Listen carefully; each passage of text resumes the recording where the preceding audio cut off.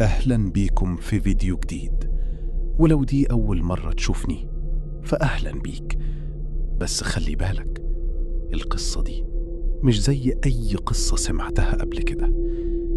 أنا اسمي محمود، وكنت بشتغل في مكان عمري ما تخيلت إني أدخله في يوم من الأيام، مشرحة مستشفى كبيرة. كنت محتاج شغل بسرعة وما كانش قدامي اختيارات كتير، لحد ما جالي عرض أشتغل في المشرحة ليلاً. أول ما دخلت كل حاجة كانت عادية، شكل المكان بارد، سكون غريب، إضاءة ضعيفة. الدكتور المسؤول قال لي أول يوم: هنا أهم حاجة ما تسألش عن أي جثة زيادة. ضحكت وقتها وفهمت إنه بيهزر، بس بعدين عرفت إنه ما كانش بيهزر.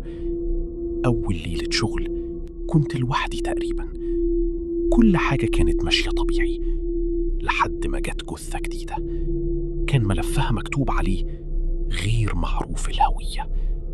بس أول ما دخلت الغرفة لاحظت حاجة غريبة، الجثة كانت لسه دافية شوية.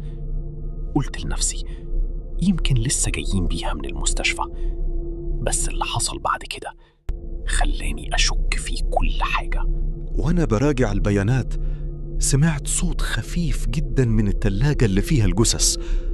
رحت أبص، لقيت الباب بيتحرك ببطء. فتحت، لقيت الجثة اللي مفروض ميتة عينها مفتوحة نص فتحة، وقبل ما اتحرك سمعت همس واضح جدا: ما تقفلش الباب، أنا لسه صاحي. جريت انده على الدكتور المسؤول، قال لي ببرود: انت جديد وهتتعود. قلت له الجثة كانت بتتكلم. بصلي وقال: هنا في المشرحة كل حاجة ممكن تتفسر إلا اللي بيفضل عايش. وسابني ومشي. في الليلة التانية كنت لوحدي تماما، وفجأة كل أجهزة التبريد وقفت، الحرارة بدأت تعلى، والأغرب إن الجثث بدأت تتحرك ببطء شديد، مش حركة كاملة بس زي حد بيحاول يقوم.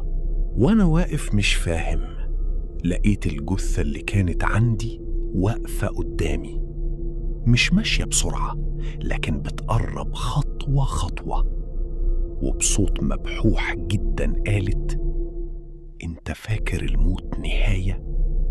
رجعت خطوة لورا وقلت: انت مين؟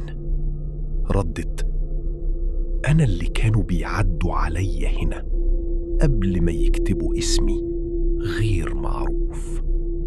كل الأنوار بدأت تومض، الأبواب اتقفلت لوحدها، وصوت صريخ بعيد جاي من الممرات، مع إن مفيش حد حي غيري.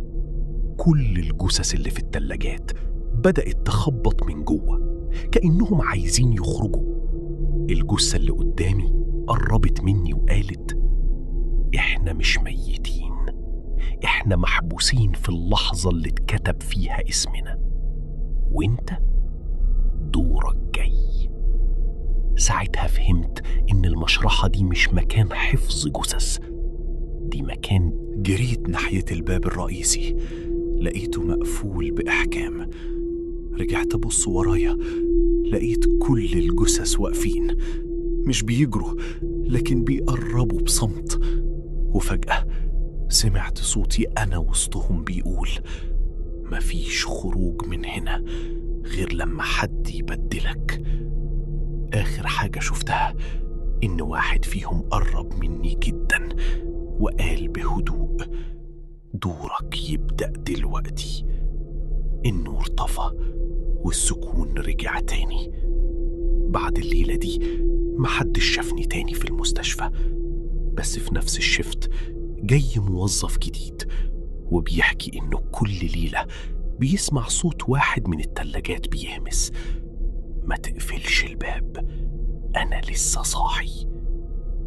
لو وصلت لحد هنا اكتب في التعليقات أنا سمعتهم، وما تنساش تعمل لايك واشتراك لو عايز قصص أكتر مرعبة زي دي. ولو شغلك في مكان هادي بالليل وخدت إحساس إن في حد معاك، بلاش تبص وراك.